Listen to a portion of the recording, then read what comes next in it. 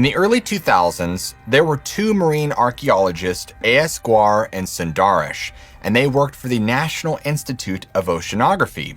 And they were standing on the beach in a place known as Mahabalipuram, which is on the eastern coast of India. And at the time, they were looking out at this huge ancient stone building sitting right on the shoreline. It's called the Shore Temple. It was built back in the 8th century by a ruler from the Pallava dynasty named Rajasimha.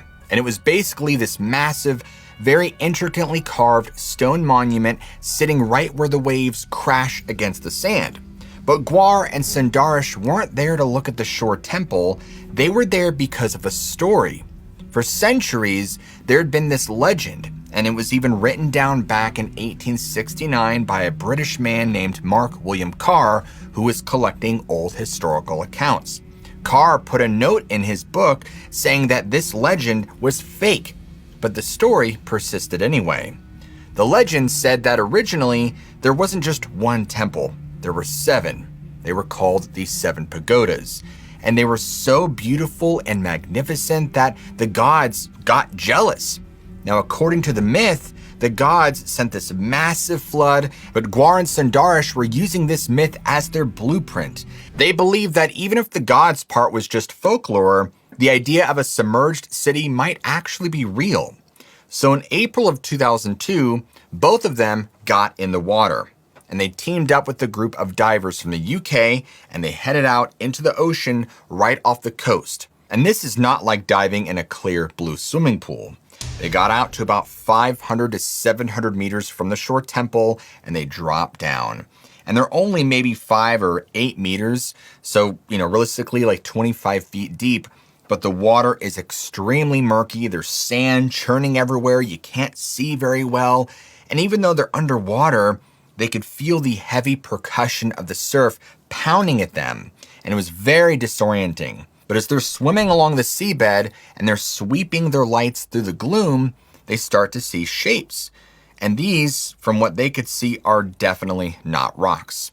So they swim closer, and right there at the bottom of the ocean are these massive blocks, covered in barnacles and marine growth and encrusted with centuries of sea life. But you can clearly see that they were cut by human hands. And as they keep swimming, they find actual carved steps leading nowhere.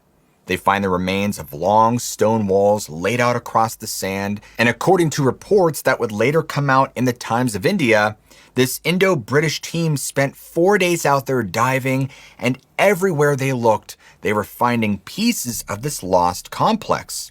And so for these two, they're looking at these walls and they're realizing, oh my gosh, it's real. The myth isn't just folklore, it's based on geographical reality. There are actually man-made structures hiding out here in the ocean, exactly where the folklore said they would be.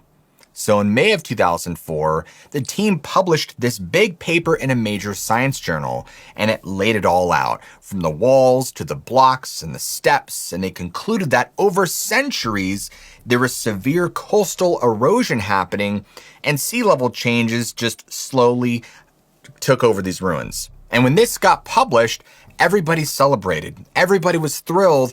And even Guar and Sundarish were feeling very satisfied. And they were thinking, we did it. We took this ancient ghost story about swallowed temples and we pinned it to an actual map.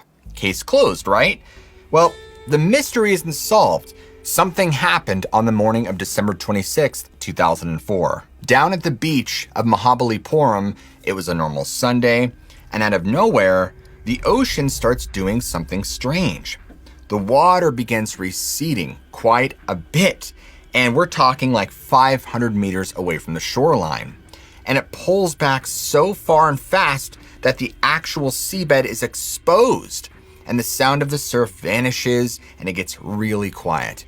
And there are a lot of fishermen standing on the beach, and they're looking out at this empty stretch of sand and mud where ocean used to be, and right there, sitting in the open air for the first time in centuries, they can see ruins.